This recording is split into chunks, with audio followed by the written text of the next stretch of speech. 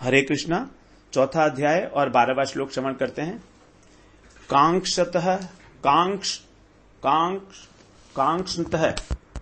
कांक्षतः कर्मणां सिद्धिं यजन्त इह देवताः क्षिप्रं हि मानुषे लोके सिद्धिर्भवति कर्मजा।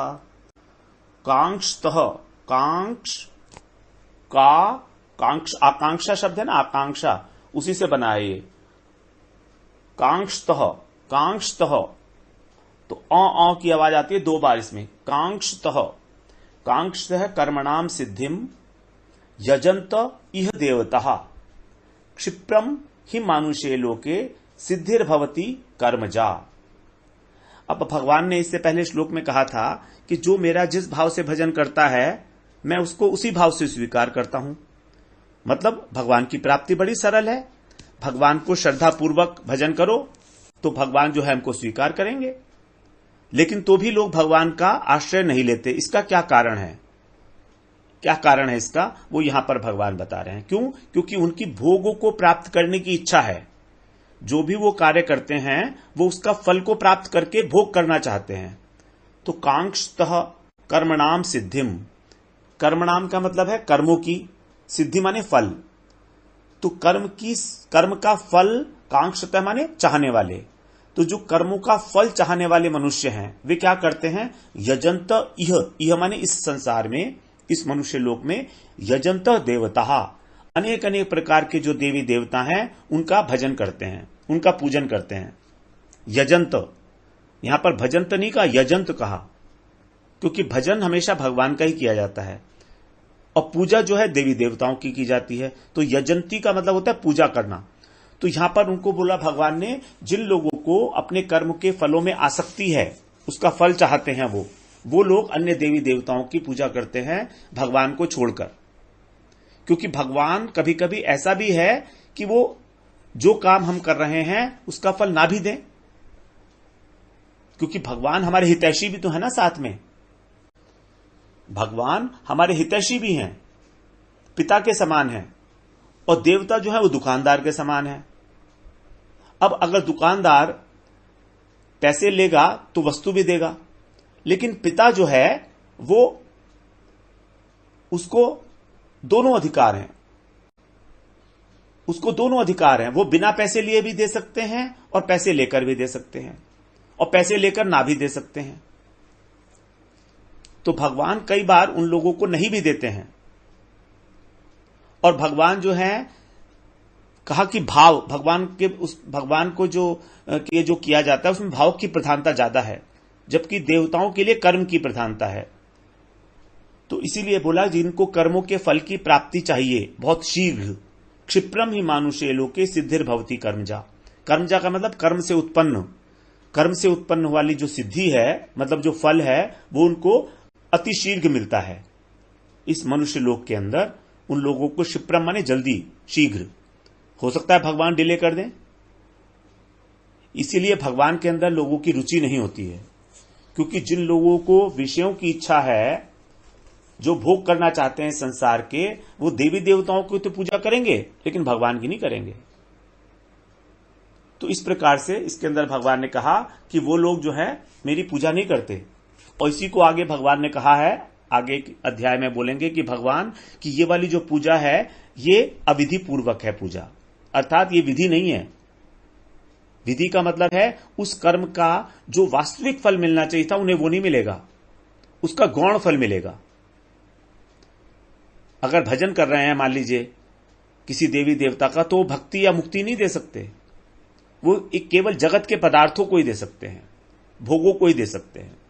तो कांक्षतः कर्मणाम सिद्धिम यजंत इह देवताः क्षिप्रम ही मानुषे लोके सिद्धिर्भवति कर्मजा।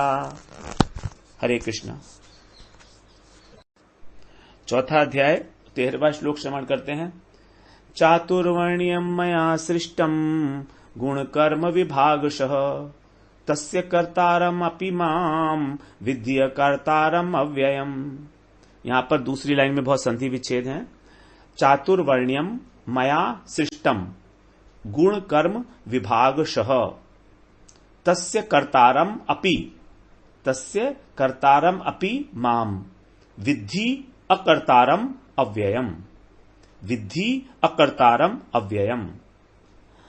भगवान कह रहे हैं मया माने मेरे द्वारा सृष्ट किया गया है। सृष्टम चातुर्वर्ण्यम। चातुर्वर्ण्यम मतलब चारों वर्णों का। चारों वर्णों का सृजन मेरे द्वारा किया गया है। चार वर्ण कौन से हैं? ब्राह्मण, क्षत्रिय, वैश्य और शूद्र। ये भगवान ने ही बनाए हैं ये चार वर्ण। गुण कर्म विभागशः।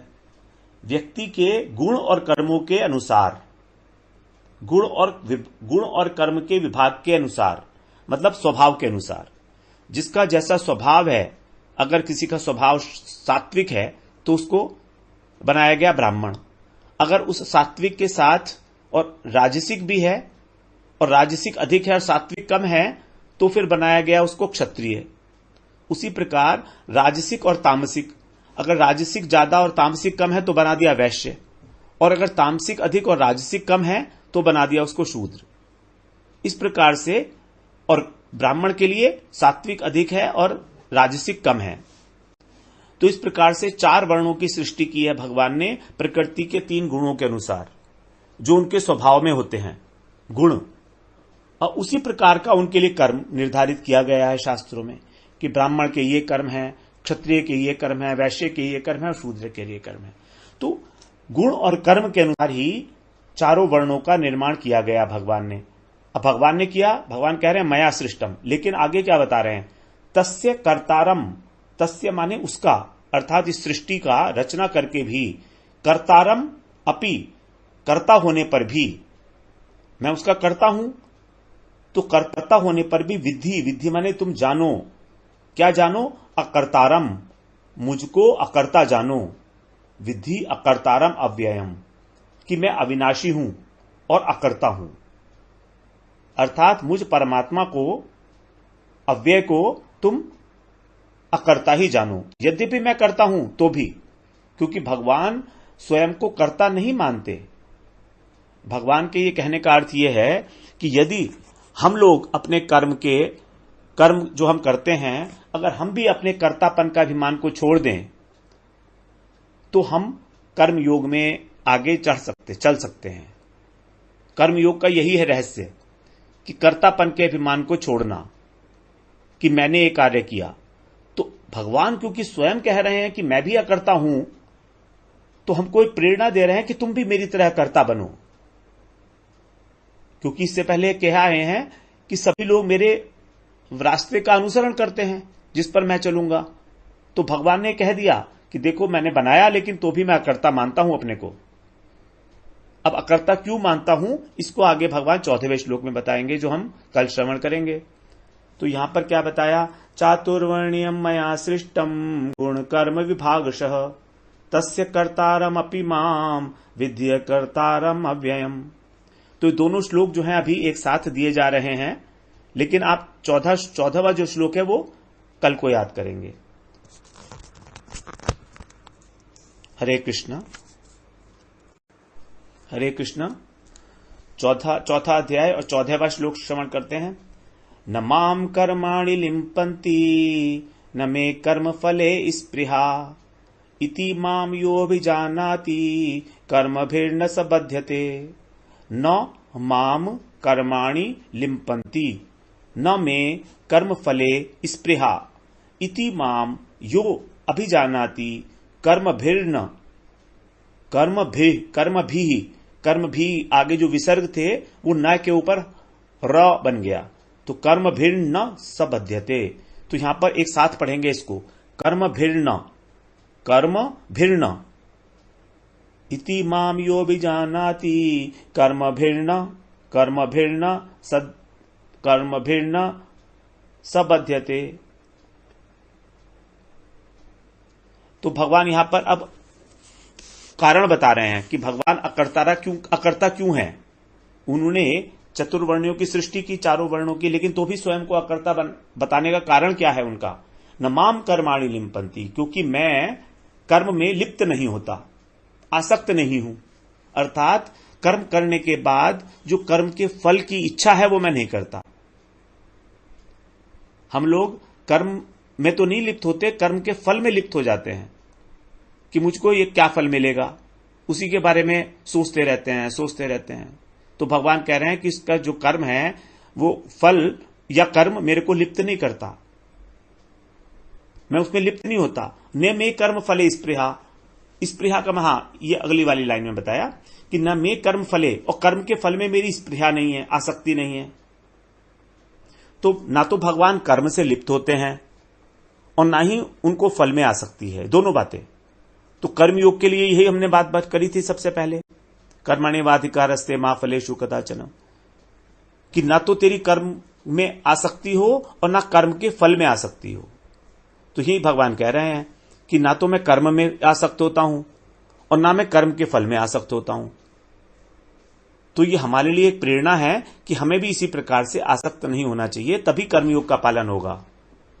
इति माम यो अभिजानाति, इसीलिए कह रहे हैं आगे, इति माने इस प्रकार, माम माने मुझको, यो माने जो, अभिजानाति माने तत्व से जान लेता है, अच्छी प्रकार से, भली भांति। कर्म भीड़ न स बध्यते, वो भी कर्मों से नहीं बंधता। तो भगवान को अच्छी प्रकार से जानने का मतलब क्या है? भगवान को अच्छी प्रकार से जानने का मतलब है भगवान के इस मार्ग का अनुसरण करना, कि हमें भी ना तो कर्म में लिप्त होना है और ना कर्म के फल में लिप्त होना है। न माम कर्म लिम्पन्ति न मे कर्म फले स्पृहा इति माम यो अभिजानाति कर्म भीड़ न स बध्यते। सौ माने वह व्यक्ति जो ऐसा करता है वो बद्ध नहीं होता कर्म से, क्योंकि कर्म जो है बंधन कारक है। कर्म के जो संस्कार बनते हैं उनसे हमारा स्वभाव बनता है और फिर हम कर्म में प्रवृत्त होते रहते हैं। इस प्रकार ये कर्म का जो विशेष साइकिल है ये हमेशा ही चलता रहता है। हरे कृष्ण। हरे कृष्ण। चौथा अध्याय 15वां श्लोक श्रवण करते हैं। एवं ज्ञात्वा कृतं कर्म पूर्वैरपि मुमुक्षुभिः कुरु कर्मैव तस्मात् त्वं पूर्वैः पूर्वतरं कृतम्।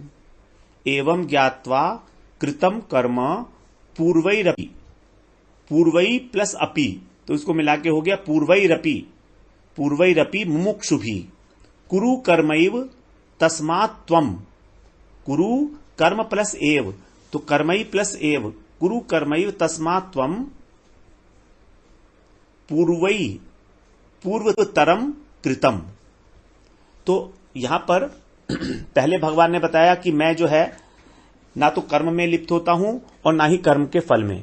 अब यहां पर भगवान बता रहे हैं कि केवल मैं ही नहीं, जिन लोगों को भी मोक्ष की इच्छा है वो लोग ऐसा कर चुके हैं पहले। ये कोई नई बात नहीं है जो मैं तुझे बता रहा हूं। मुमुक्षु भी का मतलब है जो मोक्ष की इच्छा करने वाले लोग हैं।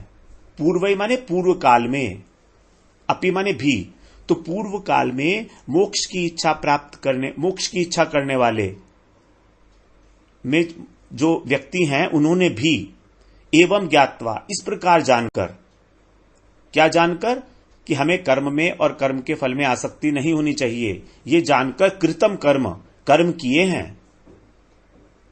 कुरु कर्म तस्मात्तम, इसीलिए तू भी, त्वम माने तू भी, इसीलिए, तस्मात् माने इसलिए, तू भी कुरु कर्मैव, कर्म कर। कैसा कर्म कर? पूर्वतरम, पूर्वतरम माने जो हमेशा से किया जाने वाला है, कृतम, हमेशा से जो किया जाने वाला कर्म है उसको तू उन्हीं की तरह से कर। उन्हीं की तरह से कर मतलब बिना आसक्ति के। जैसे कि मुमुक्षु भी, मोक्ष की इच्छा करने वाले जो है लोगों ने किया है, उसी प्रकार से तू भी कर्म कर। तो कर्म योग के लिए भगवान पहले अपना उदाहरण दिया और फिर अन्य लोगों का उदाहरण दिया, जो पहले साधक हो चुके हैं, ऋषि हो चुके हैं, ऋषि मुनि, उनका उदाहरण दिया भगवान ने। तो एवं ज्ञात्वा कृतं कर्म पूर्वैरपि मुमुक्षुभिः कुरु कर्मैव तस्मात् त्वं पूर्वैः पूर्वतरं कृतम्। हरे कृष्णा। हरे कृष्णा। चौथा अध्याय और 16वां श्लोक श्रवण करते हैं। अब यहां पर भगवान जो है वो बता रहे हैं कि कर्म का क्या, कितने प्रकार के कर्म होते हैं।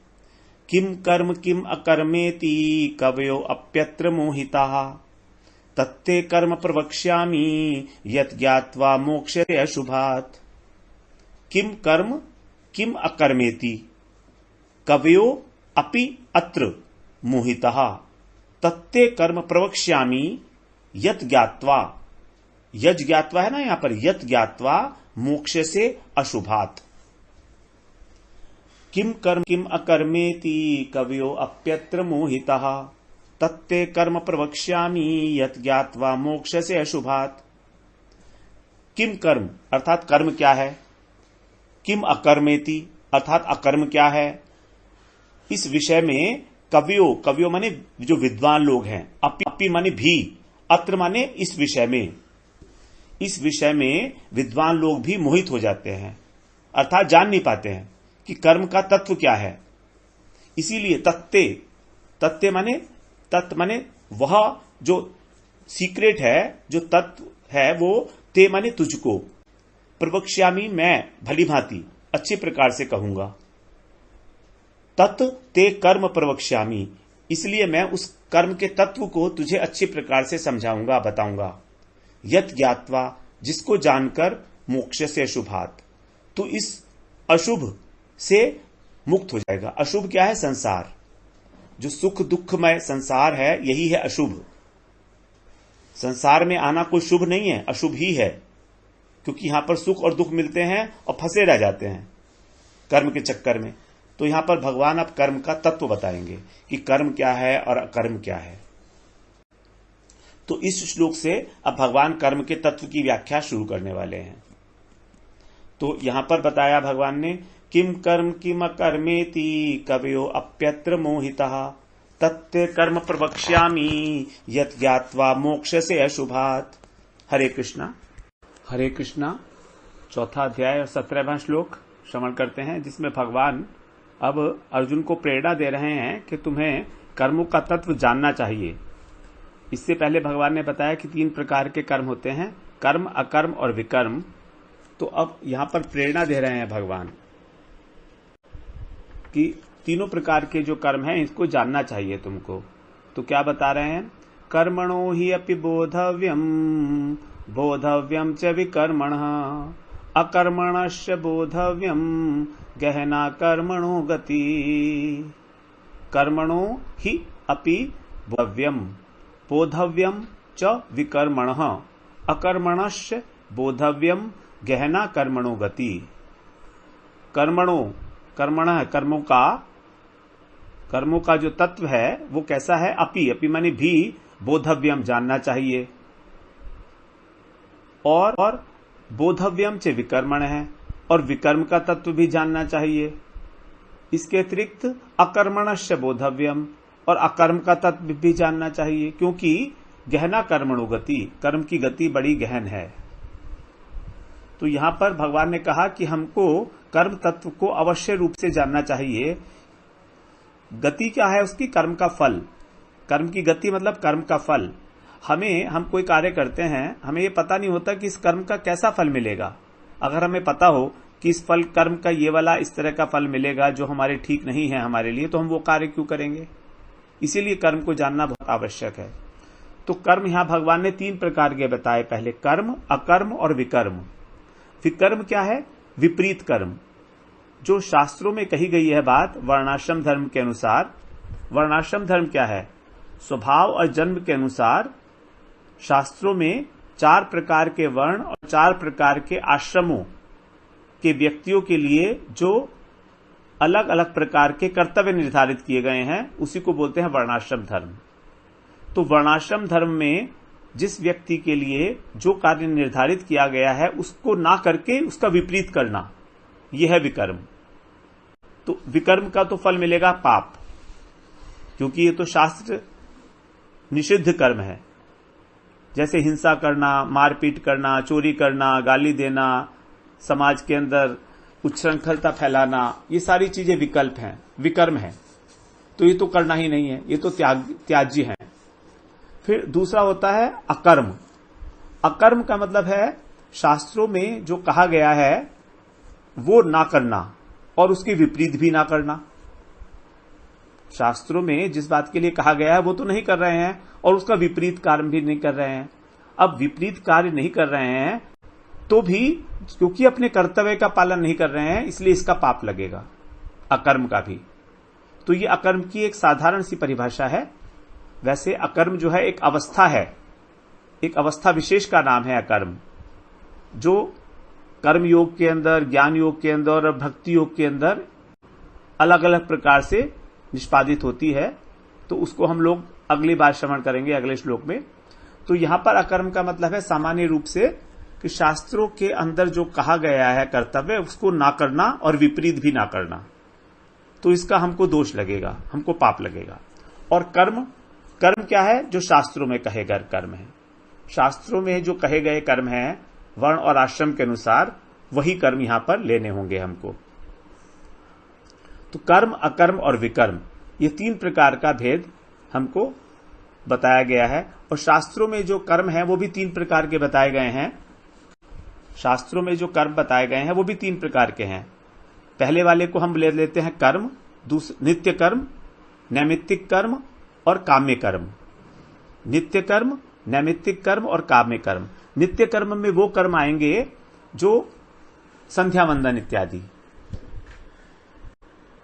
नैमित्तिक कर्म में आएंगे जो निमित्त के कारण किए जाते हैं, जैसे प्रायश्चित करना, श्राद्ध करना, किसी निमित्त के कारण जो कार्य करने पड़ रहे हैं उनको नैमित्तिक कर्म कहेंगे। और काम्य कर्म वो है जो अपनी इच्छाओं को पूरा करने के लिए, जैसे यज्ञ वगैरह करते हैं, पुत्र की प्राप्ति करनी है तो यज्ञ कर रहे हैं, पुत्रेष्टि यज्ञ इत्यादि, ये काम्य कर्म है। तो इसमें भी जो काम्य कर्म है वो त्याज्य हैं, उनसे किसी प्रकार की चित्त शुद्धि नहीं होगी। चित्त शुद्धि के लिए जो कर्म योग के अंदर हम लोगों ने श्रवण किया है वो होगा केवल नित्य कर्म। नित्य कर्म से ही चित्त शुद्धि होती है। तो इस प्रकार से 3 प्रकार के कर्म हुए, कर्म, अकर्म और विकर्म। फिर कर्म भी 3 प्रकार के, नित्य कर्म, नैमित्तिक कर्म और काम्य कर्म। तो श्लोक इस प्रकार से है, इसको दोबारा श्रवण कर लेते हैं। कर्मणो हि अपि बोधव्यम, बोधव्यम च विकर्मणः, अकर्मणस्य बोधव्यम गहना कर्मणो गति। क्योंकि कर्म की गति बड़ी गहन है, मतलब समझने में बहुत कठिन है, इसलिए भगवान यहां पर कह रहे हैं, अर्जुन को प्रेरणा दे रहे हैं कि कर्म की गति को समझना चाहिए। हरे कृष्णा, हरे कृष्णा। अब हम श्रवण करते हैं 4थे अध्याय का 18वां श्लोक। यहां पर भगवान प्रशंसा कर रहे हैं जो कर्म के तत्व को जानता है। तो कर्म का तत्व क्या है वो यहां पर बता रहे हैं। कर्मणि अकर्म यह पश्येत, अकर्मणि च कर्म यह, स बुद्धिमान मनुष्येषु सयुक्त कृत्सन कर्म कृत। कर्मणि अकर्म यह पश्येत, यहां पर संधि विच्छेद करके बोलेंगे हम। पहला वाला जो पद है कर्मणि प्लस अकर्म, कर्मणि प्लस अकर्म यह पश्येत। आगे आएगा कर्मणि अकर्मणि, अकर्मणि च कर्म यह, कर्मणि अकर्म यह पश्येत। फिर जो दूसरा वाला चरण है वो शुरू होगा अकर्मणि से, क्योंकि यहां पर पश्येत प्लस अकर्मणि इसको मिलकर हो गया था पश्येद कर्मणि। तो पश्येत के बाद अकर्मणि च कर्म यह, स बुद्धिमान मनुष्येषु स युक्तः कृत्सन कर्म कृत, कृत्सन कर्म कृत। 18वां श्लोक है। तो यहां बता रहे हैं कर्मणि अकर्मा यह पश्येत, यह माने जो मनुष्य, पश्येत माने देखता है, कर्मणि माने कर्म में अकर्म को, जो मनुष्य कर्म में अकर्म को देखता है, और जो अकर्मणि च कर्म यह, और अकर्म में कर्म को देखता है। सबुद्धिमान मनुष्येषु, मनुष्यों में वह पुरुष क्या है? बुद्धिमान है। स माने वह बुद्धिमान, वह बुद्धिमान है मनुष्येषु, मनुष्यों में। सयुक्त वही योगी है। कृत्सन कर्म कृत, और कृत्सन माने सारे, संपूर्ण, और उसी ने सारे कर्मों को कर लिया है, करने वाला है। कर्मकृत, कर्मकृत का मतलब कर्म करने वाला। कृत्सन माने सारे, संपूर्ण, तो वही संपूर्ण कर्मों को करने वाला है। तो ये बड़ी रहस्य की बात बता रहे हैं यहां पर भगवान कि कर्म में अकर्म को देखना है और अकर्म में कर्म को देखना है। इसका क्या मतलब हुआ? इसका मतलब यह हुआ कि कर्म में अकर्म को देखना मतलब हमने कोई कर्म किया और जब हम उसके फल में आसक्ति नहीं रख रहे हैं और जब हम अपने अंदर कर्तापन का भाव नहीं रख रहे हैं तो फिर उस कर्म के जो आगे संस्कार बनने थे वो नहीं बनेंगे।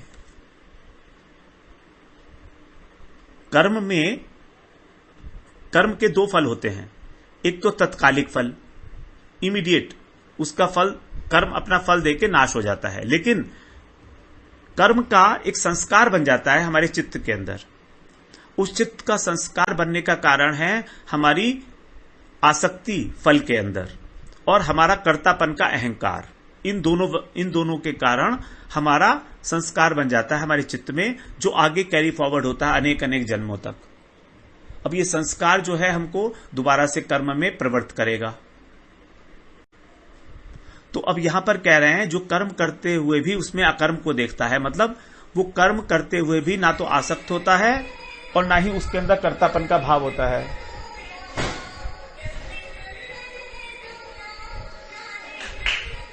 ना तो उसके अंदर कर्म का भाव होता है, कर्तापन का, और ना ही उसके अंदर कोई आसक्ति होती है।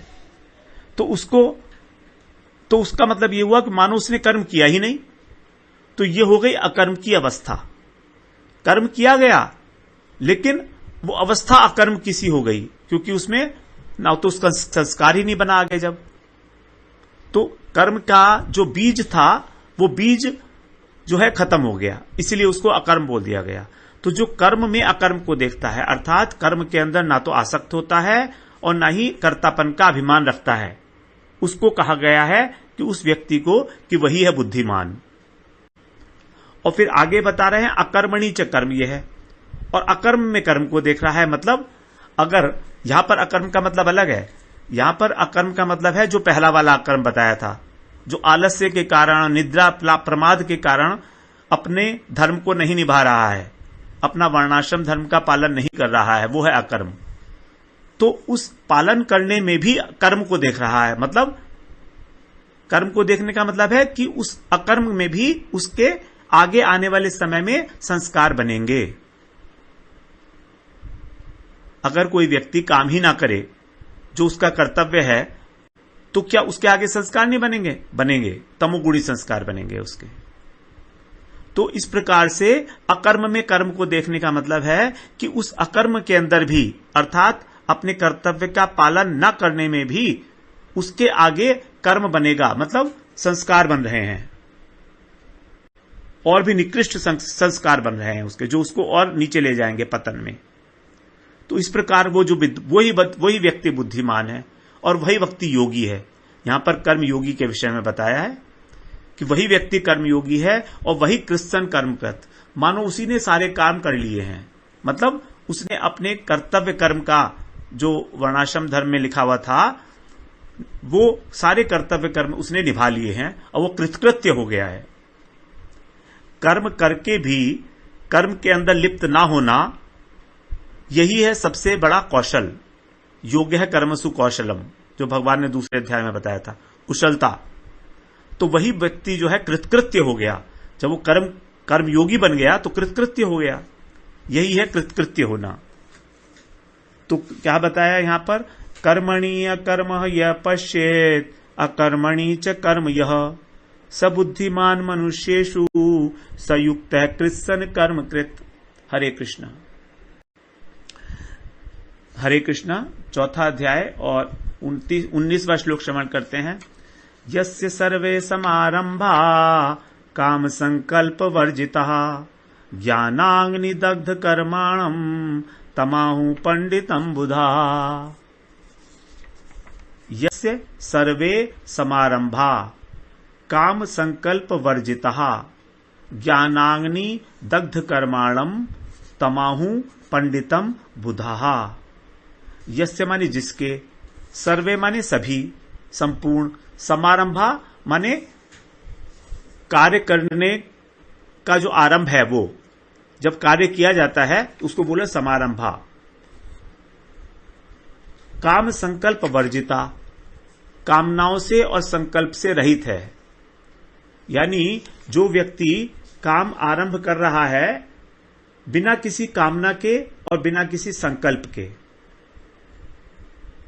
रही वर्जिता, उसके अंदर ना तो संकल्प है और ना कामना है, इस प्रकार का जो कार्य कर रहा है वो उसके क्या होगा, उसके जितने भी कर्म हैं, कर्मणाम, उसके जितने भी कर्म हैं ज्ञानाग्नि दग्ध, ज्ञान की अग्नि से दग्ध हो जाएंगे। तमाहु पंडितम बुधा, तम आहु, तम आहु, उसको आहु माने कहते हैं, पंडित कौन कहते हैं, बुधा, बुधा माने ज्ञानी जन, अर्थात उस व्यक्ति को जो ज्ञानी लोग हैं वो पंडित कहते हैं। जिस व्यक्ति के अंदर कार्य करते हुए किसी भी प्रकार की कामना और संकल्प नहीं है, वर्जिता, उसको पंडित लोग, उसको ज्ञानी लोग, बुधा ज्ञानी लोग जो हैं उसको पंडित बोलते हैं। अब पंडित क्यों बोलते हैं, क्योंकि उसके अंदर काम और कामनाएं और संकल्प नहीं थे। इसके कारण क्या हुआ कि जो भी वो कार्य कर रहा था उसका जो बीज बन रहा था, संस्कार बन रहे थे, वो ज्ञान की अग्नि से जल गए। जैसे एक बीज होता है गेहूं के बीज होते हैं ना, तो अगर हम गेहूं के बीज को भून दें तो उनमें से गेहूं दोबारा प्रकट नहीं होगा। उसी प्रकार जो कामनाओं की संस्कार बनने थे वो संस्कार भुने हुए बीज की तरह हो गए। अब उनमें से दोबारा से कर्म करने की प्रवृत्ति नहीं होगी। तो दो चीजें बताई यहां पर नहीं होनी चाहिए कार्य करते हुए, संकल्प और कामना। ये दोनों हैं बीज कर्म के, जो हमको आगे अधिक से अधिक कर्म करने के लिए बाधित करते हैं, कर्म करने के लिए हमको प्रेरित करते हैं। तो कामना का मतलब क्या है, संसार की वस्तुओं की कामना, कि मैं ये कार्य करूंगा तो मुझको ये फल मिलेगा, यानी कि फलों में आसक्ति। कामना का उत्पन्न कैसे होती है, ध्यायतो विषयान पुंसः संगस्तेषु उपजायते। जब हम किसी वस्तु के विषय में बार बार सोचते हैं तो उसमें आसक्ति पैदा हो जाती है, और उस आसक्ति के कारण कामना पैदा होती है। संगस्तेषु उपजायते, संगात संजायते कामः। तो संग का मतलब आसक्ति से कामना पैदा होती है। तो फल में आसक्ति होने के कारण ही तो हम कार्य करते हैं। अगर हमें आसक्ति नहीं होगी तो हम कार्य क्यों करेंगे। लेकिन ये व्यक्ति आसक्ति के वशीभूत होकर कार्य नहीं कर रहा है। ये व्यक्ति जो कार्य कर रहा है अपना कर्तव्य मानकर कर रहा है, वर्णाश्रम धर्म के अनुसार, क्योंकि उसका जन्म हुआ है क्षत्रिय कुल में, गृहस्थ में, तो इसीलिए वो उसको कार्य को कर रहा है केवल कर्तव्य बुद्धि से। इसका अपना कोई भी स्वार्थ उसमें नहीं है, तभी होगा कामना शून्य। तो कामना और संकल्प शून्य, क्योंकि संकल्प जो है वो भी कामनाओं का ही कारण है। संकल्प उठता है हमारे अंदर मन में, और संकल्प उठने के बाद फिर कामना बनती है। पहले संकल्प उठता है और फिर कामना बनती है। तो कामना और संकल्प ये एक ही वस्तु की अलग अलग अवस्थाएं हैं। तो इस प्रकार से जब हमारे अंदर कामना नहीं है, आसक्ति नहीं है, तो क्या होगा, जब इस प्रकार कर्म किया जाएगा तो चित्त की शुद्धि होगी, कर्मयोग होगा, और कर्मयोग के बाद फिर हृदय के अंदर ज्ञान को धारण करने की क्षमता आ जाएगी, आत्मज्ञान को, आत्मा का ज्ञान, सद असत विवेक। अब सद असत विवेक के कारण जो है कर्म के जो बीज हैं वो दग्ध हो जाएंगे, वो जल जाएंगे अग्नि से। तो ज्ञानाग्नि दग्ध कर्माणम तमाहु पंडितम बुधा, वही वास्तव में पंडित है, वही वास्तव में बुद्धिमान है। तो जो भगवान ने बुद्धिमान की परिभाषा इससे पहले वाले श्लोक में दी थी, उसी को और अच्छे तरीके से एक्सप्लेन कर रहे हैं कि उसका कर्म किस प्रकार से आ जाता है, क्योंकि उसकी जो कर्म के संस्कार थे वो जल गए ज्ञानाग्नि के कारण। ज्ञानाग्नि का मतलब है सत असत विवेक, शरीर और आत्मा पृथक पृथक हैं, इसका अनुभव होने के बाद ही जो है उसके जो बीज हैं, वो कर्म के बीज, वो जल जाएंगे। तो बताया यस्य सर्वे समारंभा काम संकल्प वर्जितः ज्ञानाग्नि दग्ध कर्माणम तमाहु पंडितम बुधा। हरे कृष्णा। चौथा अध्याय 20वां श्लोक श्रवण करते हैं। त्यक्त्वा कर्म फलासंगम नित्य तृप्तो निराश्रयः कर्मणि अभिप्रवर्तोऽपि नैव किंचित करोति सः। त्यक्त्वा कर्मफलासंगम नित्यतृप्तो निराश्रयः कर्मणि अभिप्रवर्तोऽपि, अभिप्रवर्तो कर्मणि प्लस अभिप्रवर्तो प्लस अपि नैव किंचित करोति सः। यहां पर भी वही बात जो अभी तक बात चल रही है हमारी, कर्म के अंदर अकर्म को देखना, उसी को एक्सप्लेन कर रहे हैं भगवान कि वो क्या करता है, त्यक्त्वा माने छोड़कर, कर्म फल संगम, कर्म फलासंगम, कर्म के फल के अंदर आसक्ति, कर्म के फल के अंदर वो आसक्ति को छोड़ देता है। निराश्रय, निराश्रय का मतलब उसको अब फल का आश्रय नहीं रहा, वो आश्रय भगवान का आश्रय लेता है, वो कर्म का आश्रय नहीं लेता, संसार का आश्रय नहीं लेता। नित्य तृप्त हो चुका है, क्योंकि अब वो जान गया है कि उसका शरीर जो है वो शरीर नहीं है, वो आत्मा है, और आत्मा हमेशा तृप्त होती है। आत्मा को तो कोई अभाव है ही नहीं। अभाव हमारे को, अतृप्ति हमारे को तभी तक होगी जब तक हम अपने को शरीर मानेंगे, क्योंकि शरीर हमेशा अतृप्त रहेगा। शरीर की कितनी ही रिक्वायरमेंट पूरी करती चले जाएं, वो हमेशा अतृप्त रहेगा। ये स्वभाव है शरीर का, उसी से कामनाओं का जन्म होता है। अब अगर हम ये मान लेंगे कि हम शरीर नहीं है, आत्मा, तो फिर नित्य तृप्त हो गए, क्योंकि आत्मा को कोई आवश्यकता नहीं है किसी भी चीज की। तो इसलिए वो कर्म के फलों के ऊपर आश्रित नहीं होता और अपनी आत्मा में तृप्त हो जाता है। ऐसा व्यक्ति कर्मणि अभिप्रवर्तोपि, कर्म में अभि माने अच्छे प्रकार से, अप्रवर्तो माने करता हुआ, अपि माने भी, तो वो यद्यपि वो व्यक्ति सारे कर्मों में अच्छे प्रकार लगा हुआ है, ऐसा उसको देखने से नहीं लग रहा है कि वो कर्म करने में इंटरेस्टेड नहीं है। वो पूरी लगन के साथ, पूरी तत्परता के साथ, सावधानी के साथ वो कर्म कर रहा है। नैव किंचित करोति सः, करते हुए भी वो वास्तव में, किंचित माने कुछ भी, न माने नहीं, करोति करता, वो करते हुए भी कुछ नहीं करता। यही है कर्म में अकर्म को देखना। बड़ी अच्छी तरह से कर रहा है वो सारे काम, क्योंकि उसे पता है ये सारे कार्य उसको भगवान के अर्पण करने हैं। कर्म योग की परिभाषा में हमने ये श्रवण किया, कर्म को और कर्म के फल को और कर्तापन के अभिमान को, इन तीनों को ही समर्पण करना है भगवान के। तो अब क्योंकि कर्म भगवान को समर्पण करना है, इसलिए ही will try to give the best, क्योंकि भगवान को समर्पण करना है ना, और भगवान सबसे उच्च हैं, सबसे बड़े हैं, तो भगवान को कोई हल्की चीज तो समर्पित नहीं की जा सकती। कोई इस प्रकार का काम जो बेमन से करा हो और उसका भी ठीक तरह से ना मिल रहा हो, ऐसा फल क्या हम भगवान को समर्पित करेंगे? नहीं। भगवान को जब भोग लगाना होता है तो we will go for the best mangoes in the market, जो सबसे अच्छे हैं, आम हैं बाजार में, उन्हीं को भगवान को भोग लगाएंगे ना। तो इसलिए कह रहे हैं नैव किंचित करोति सः। अब वो कार्य कर रहा है तो भी वो कार्य क्यों नहीं कर रहा है? क्योंकि उसका फल नहीं मिलेगा। अब वो भुने हुए बीज की तरह हो गया है संस्कार। यही है अकर्म की स्थिति, कर्म में अकर्म की स्थिति। तो ये कब आएगी? जब हम फल की आसक्ति का त्याग करेंगे, फल के ऊपर आश्रय नहीं रखेंगे। आश्रय का मतलब बार बार ये सोचना कि मुझको ये काम करूंगा तो मुझे ये पैसा मिलेगा, फिर मैं ये करूंगा, फिर मैं उसका वो करूंगा, फिर मैं उसका वो करूंगा। ये है आश्रय लेना। जैसे मान लीजिए एक प्रोजेक्ट लगाया हमने, अब प्रोजेक्ट लगा के हमने उसमें हिसाब लगाया कि हमको कितना फायदा होगा, बस इतना काफी है।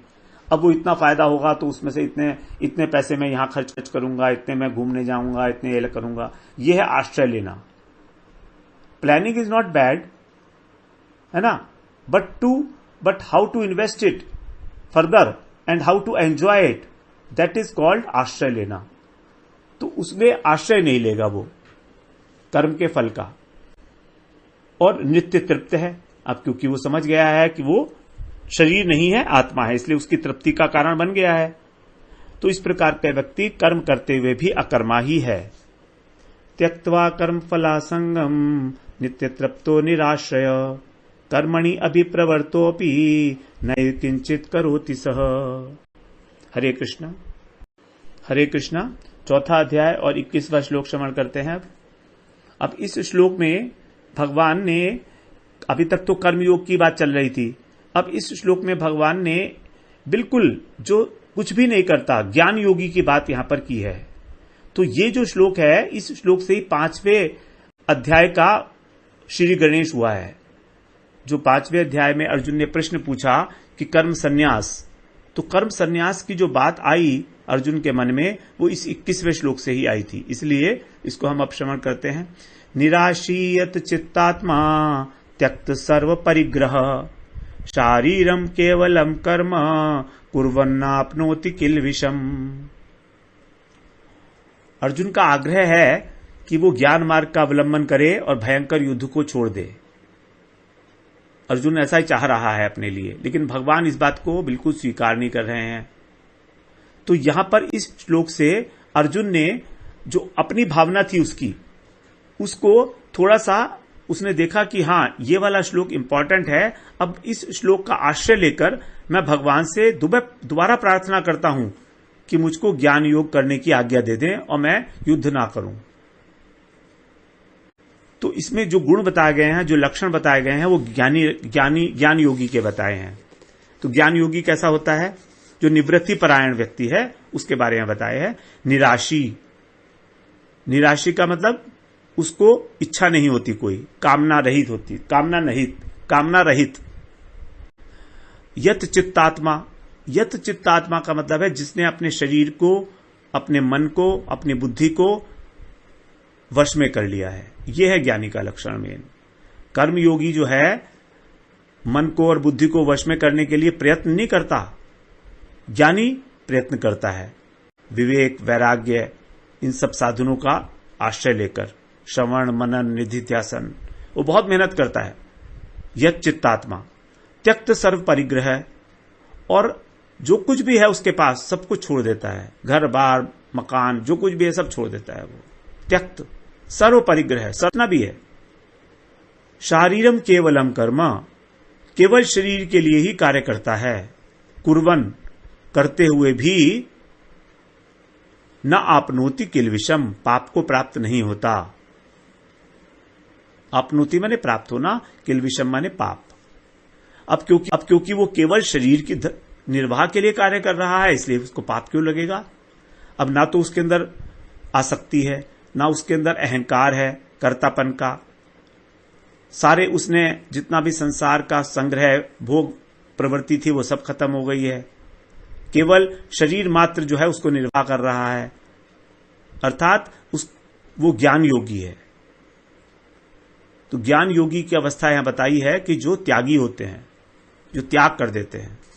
तो यही प्रश्न था, यही वाला श्लोक था जिससे अर्जुन के मन में इच्छा हुई कि मैं भी ऐसे ही बन जाऊं। लेकिन भगवान इस बारे में पक्ष में नहीं है, इसलिए उनको पूरा 5वां अध्याय एक्सप्लेन करना पड़ा अर्जुन को कि कर्म सन्यासी जो तू सोच रहा है, कर्म योगी, ये दोनों अलग अलग नहीं है। ये वास्तव में एक ही वस्तु की अलग अलग अवस्थाएं हैं। तो निराशीयत चित्तात्मा त्यक्त सर्व परिग्रह शारीरम केवलम कर्म कुर्वन्नाप्नोति किल विषम। हरे कृष्णा। हरे कृष्णा। 4वां अध्याय और 22वां श्लोक। तो इसमें भी अब भगवान जो है उसका लक्षण बता रहे हैं, जो 21वें श्लोक में बताया था उन्होंने, जिसने सब कुछ छोड़ दिया है।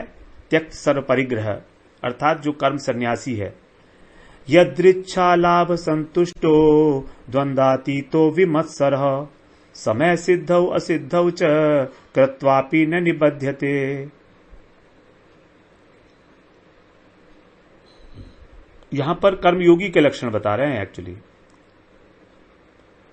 क्योंकि कृत्वापि न निबध्यते, वो करते हुए भी बंधता नहीं है। यदृच्छा लाभ संतुष्टो द्वंद्वातीतो विमत्सरः समय सिद्धौ असिद्धौ च। जब यहां पर सिद्धौ प्लस असिद्धौ आता है ना, तो समय सिद्धाव सिद्धौ हो गया। तो हम इसको पढ़ेंगे नहीं ऐसे सिद्धाव सिद्धौ, इसको पढ़ेंगे हम समय सिद्धौ असिद्धौ च कृत्वापि न निबध्यते। यदृच्छा का मतलब है अपने आप, भाग्यवश, प्रारब्धवश। यदृच्छा को हम लोगों ने गीता पाठशाला में बहुत अच्छा एक्सप्लेन किया था, बड़ा लंबा, कि प्रारब्ध क्या है। तो यदृच्छा लाभ संतुष्टो, जो कुछ भी मिल जाए लाभ हो उसमें संतुष्ट होने वाला।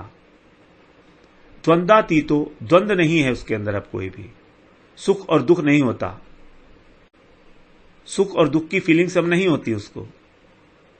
विमत्सर, ईर्ष्या भी नहीं करता वो किसी से कि वो मुझसे आगे बढ़ गया। समय सिद्धौ असिद्धौ च, सफलता मिले या असफलता मिले उसमें उसका संभाव होता है, क्योंकि अब वो अपने स्वार्थ के लिए कार्य नहीं कर रहा, फल में तो उसको आसक्ति है नहीं, वो तो केवल कर्तव्य कर्म कर रहा है जो बताए गए हैं उसको करने के लिए वर्णाश्रम धर्म के अनुसार। तो जब कर्तव्य कर्म कर रहा है तो उसकी अपना कोई स्वार्थ बुद्धि है नहीं, तो ठीक हो गया तो भी ठीक है, नहीं हुआ तो भी ठीक है, उसने तो अपना 100% उसमें दिया था। उसके फल के लिए बहुत अधिक आतुर नहीं होता कि मुझे इसका फल मिलना ही चाहिए और ऐसा ही मिलना चाहिए, ये आतुरता उसमें नहीं होती है। समय सिद्धौ च सिद्धौ, समय सिद्धौ असिद्धौ च, कृत्वापि न निबध्यते, कृत्वापि माने करते हुए भी, न निबध्यते माने बंधता नहीं है। ये बात तो वही है जो पहले कही थी, कुर्वन् न आपनोति किल विषम। कृत्वापि, कृत्वा माने करते हुए भी, न निबध्यते बंधता नहीं है कर्म से, क्योंकि अब उसकी आसक्ति भी नहीं है और वो समता को प्राप्त हो गया है। तो इस प्रकार से कर्मयोगी के विषय में बताया कि वो किसी भी प्रकार के साथ, किसी भी व्यक्ति के साथ अपनी ईर्ष्या नहीं समझता, ईर्ष्या का भाव नहीं रहा, क्योंकि अब वो सबके अंदर अपनी आत्मा को ही दर्शन कर रहा है। इसलिए द्वंद्वातीतो, द्वंद्व क्या से है, सुख दुख, गर्मी सर्दी, अनुकूल प्रतिकूल परिस्थिति, मान अपमान, इसके अंदर वो बिल्कुल समभाव से रहता है। तो यहां पर कर्मयोगी के ही लक्षण का भगवान ने वर्णन किया। यदृच्छा लाभ संतुष्टो द्वंद्वातीतो विमत्सरः, समय सिद्धौ असिद्धौ च कृत्वापि न निबध्यते। हरे कृष्णा। हरे कृष्णा। चौथे अध्याय का और 23वां श्लोक हम श्रवण करते हैं। गत संगस्य मुक्तस्य ज्ञानावस्थितचेतसः, यज्ञायाचरतः कर्म समग्रं प्रविलीयते। गत संगस्य मुक्तस्य ज्ञानावस्थितचेतसः, यज्ञाया आचरतः कर्म समग्रम प्रविलीयते। यहां पर बता रहे हैं गत संगस्य, संग का मतलब है आसक्ति, अर्थात जिसकी कर्म और कर्म के अंदर, कर्म और कर्म फल दोनों में आसक्ति समाप्त हो चुकी है। गत संगस्य, मुक्तस्य, मुक्तस्य जो मुक्त हो चुका है। यहां पर मुक्त का अर्थ हमें लेना पड़ेगा जो अपने कर्ता भंग के भाव से मुक्त हो गया है, क्योंकि आसक्ति की बात आ गई पहले। गत संगस्य, मुक्तस्य के अंदर जो अपने अहंता का भाव है, कर्तापन का भाव है, मैंने यह कार्य किया, तो इस अहम भाव से जो मुक्त हो गया है। ज्ञानावस्थित चेतस है, और जिसका चित्त अर्थात जिसका अंतःकरण ज्ञान के अंदर अवस्थित हो गया है, तत्व ज्ञान के अंदर अवस्थित हो गया है, जिसको ये समझ में आ गया है कि ये शरीर और ये आत्मा पृथक पृथक वस्तु है। उसके द्वारा क्या होता है, यज्ञाया आचरतः कर्म है, उसके द्वारा जितने भी कर्म किए जाते हैं वो आचरतः, आचरतः माने यज्ञ के लिए ही वो सारे कर्म करता है।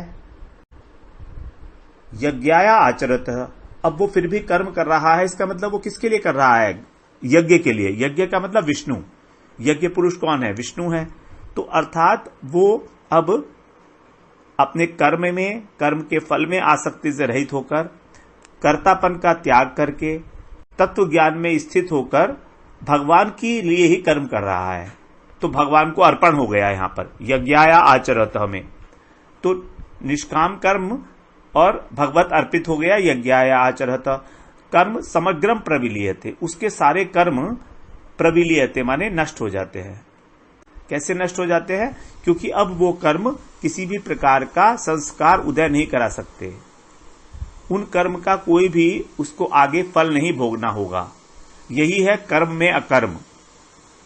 तो कर्म योग के अंदर यहां पर भगवान ने बताया कि किस प्रकार कर्म करते हुए भी वो अकर्म की अवस्था को प्राप्त हो जाता है, क्योंकि यज्ञ के द्वारा यज्ञ के लिए आचरण करने का मतलब है कर्म योग। तो कर्म योग किस प्रकार से चित्त की शुद्धि करता है और उसके आगे के जो संस्कार बनने हैं उनको भी नाश कर देता है। समग्रम प्रविलीयते। ये होता कैसे है? ज्ञानाग्नि के द्वारा, जो आगे बताएंगे चौथे अध्याय में। ये भी ज्ञानाग्नि जो है उसके अंदर जो अंतःकरण में तत्व ज्ञान की अग्नि है, उससे सारे के सारे कर्म जो है दग्ध हो जाते हैं, भस्मीभूत हो जाते हैं। वो आगे अपना फल देने के लिए सक्षम नहीं रहते। तो इसी बात को कर्म करते भी हैं तो भी कर्म का संस्कार नहीं बन रहा है। तो किस प्रकार से ऐसे कर्म किए जाएं कि उनका संस्कार ही ना बने, यही हमको सिखा रहा है कर्म योग। कि कर्म के अंदर, कर्म के फल के अंदर आसक्ति ना हो, कर्तापन का भाव ना हो, और वो भगवान को अर्पण कर दिया जाए। यही 4 एलिमेंट्स थे कर्म योग के, जो इसमें पूरे आ गए हैं। इस प्रकार से जो कर्म समाप्त हो जाता है। तो गत संगस्य मुक्तस्य ज्ञानावस्थित चेतसः यज्ञायाचरत कर्म समग्रम प्रविलीयते। हरे कृष्णा।